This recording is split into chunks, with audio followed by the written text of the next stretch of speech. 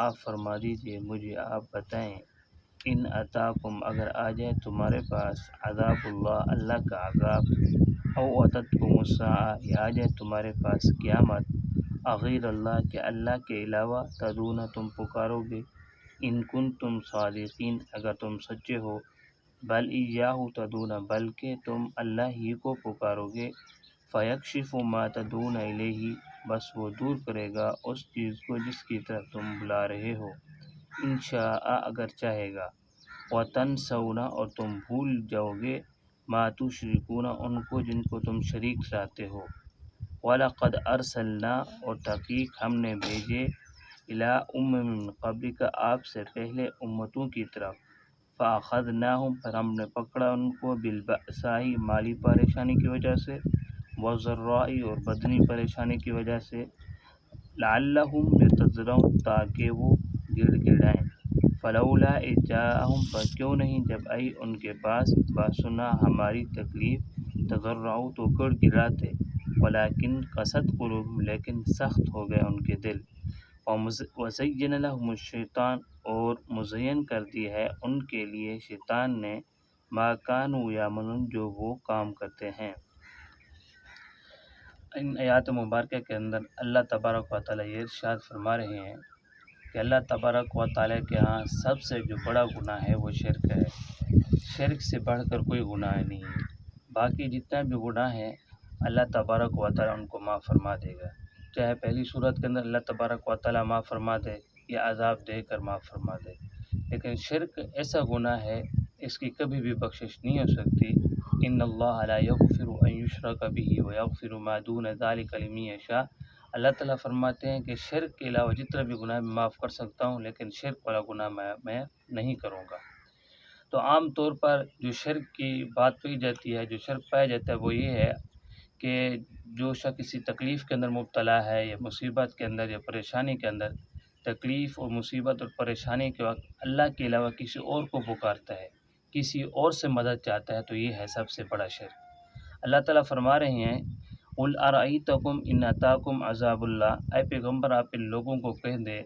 اگر تمہارے پاس کوئی عذاب آ جائے یا تمہارے پاس کوئی مصیبت یا پریشانی آ جائے، او اتتکم الساعہ یا تمہارے پاس اچانک سے قیامت آ جائے، اغیر اللہ تدعون کیا جن کو تم اپنا معبود سمجھتے ہو، جن کی تم پوجا کرتے ہو، لات منات عزا جن کو پکارتے ہو اللہ کے علاوہ، کیا اس عذاب کے وقت اس قیامت کے وقت انہی لوگوں کو پکارو گے؟ بل ایاہ تدعون فیکشف ما تدعون الیہ، اس وقت یہ اللہ ہی کو پکاریں گے، جن کو یہ شریک ٹھہراتے ہیں، جن کی عبادت کرتے ہیں ان کو پھر نہیں پکاریں گے، اللہ ہی کو پکاریں گے۔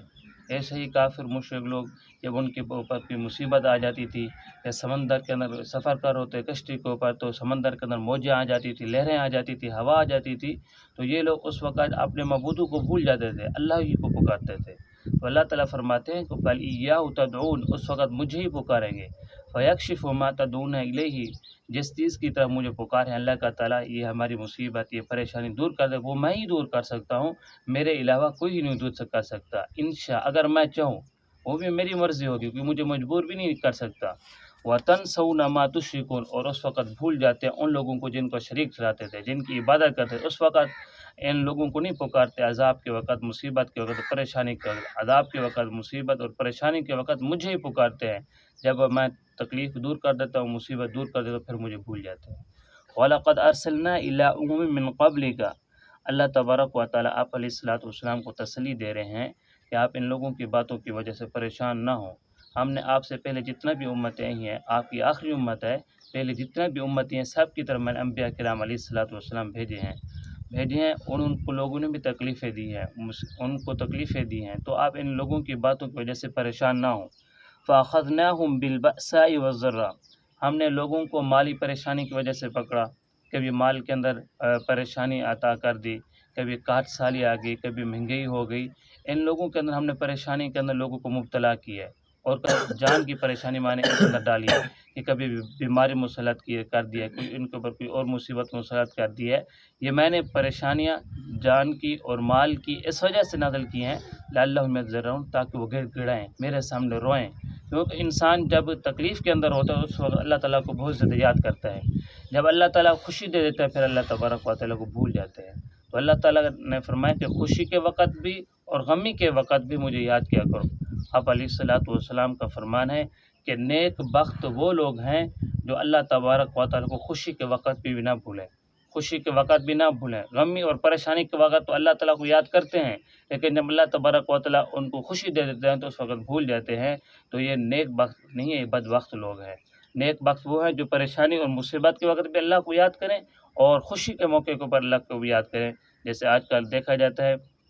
جب کوئی شادی کرتے ہیں تو اس وقت اللہ تبارک و تعالیٰ کو بھول جاتے ہیں۔ تو اس وقت کوئی اگر پہلے نمازیں پڑھ رہا ہو تو جب شادی کا موقع آ جاتا ہے یا خوشی کا موقع ہو جاتا ہے اس وقت نمازیں بھول جاتا ہے، یاد بھی نہیں رہتا۔ اور ایسے ہی اللہ تبارک و تعالیٰ سے دعا مانگی ہے کہ اللہ تبارک و تعالیٰ مجھے بیٹا عطا فرما دے، مجھے اولاد عطا فرما دے۔ اللہ تعالیٰ نے اس کو اولاد دی، پھر بچپن دیا، پھر جوانی دی، اس کو صحیح سالم بڑا اللہ تبارک و تعالیٰ نے کیا ہے۔ جب خوشی کا موقع آ جاتا ہے اس وقت اللہ کو بھول جاتا ہے، شادی کے موقع پر اللہ کو بھول جاتے ہیں۔ یہ نہیں دیکھتے کہ میں اپنے بیٹے کی شادی کر رہا ہوں، اپنی بیٹی کی شادی کر رہا ہوں، اس میں اللہ کا حکم کیا ہے، میں کس طرح کے اوپر شادی کرنی چاہیے۔ شادی کے موقع پر ایسے ایسے کام کریں گے جس سے اللہ تبارک و تعالیٰ نے منع فرمایا، آپ صلی اللہ علیہ وسلم نے منع فرمایا ہے۔ تو اسی وجہ سے اللہ تبارک و تعالیٰ نے فرمایا ہے سنا تضرعوا ولکن قست قلوبہم، کہ میں نے ان کے اوپر تکلیفیں اس وجہ سے ڈالی ہیں تاکہ مجھے گڑ گرائے، مجھ سے مانگے۔ فلولا اذ جاءہم بأسنا تضرعوا، لیکن جب ان کے پاس کوئی تکلیف آ جاتی ہے، مصیبت آ جاتی ہے تو ان لوگوں کے دل سخت ہو گئی ہیں، میری طرف گڑ گراتے بھی نہیں ہیں، مجھ سے مانگتے بھی نہیں ہیں۔ تو آج دیکھ لیں ہم کہ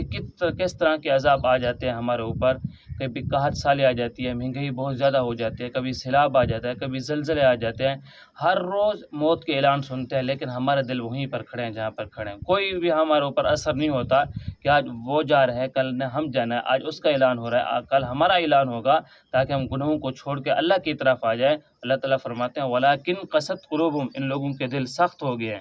وَزَيَّنَ لَهُمُ الشَّيْطَانُ مَا كَانُوا يَعْمَلُونَ، برے کام جو ہیں ان کو اچھے لگتے ہیں، جو اچھے کام ہیں ان کو صحیح نہیں لگتے۔ تو شیطان نے ان کے جو برے کام ہیں، جو غلط کام ہیں، شیطان نے ان کے لیے خوبصورت بنائے ہوئے، لوگ غلط کام کو اچھا سمجھتے ہیں، برے کام کو اچھا سمجھتے ہیں، ان کے اندر لگے رہتے ہیں، کیونکہ شیطان ان کو خوبصورت بنا دیا ہے۔ جو اچھے کام ہیں ان کو اچھے نہیں لگتے۔ نماز اچھی ہے، نماز کے لیے بلائیں تو نماز کہتے ہیں ہم نہیں پڑھنا، کیا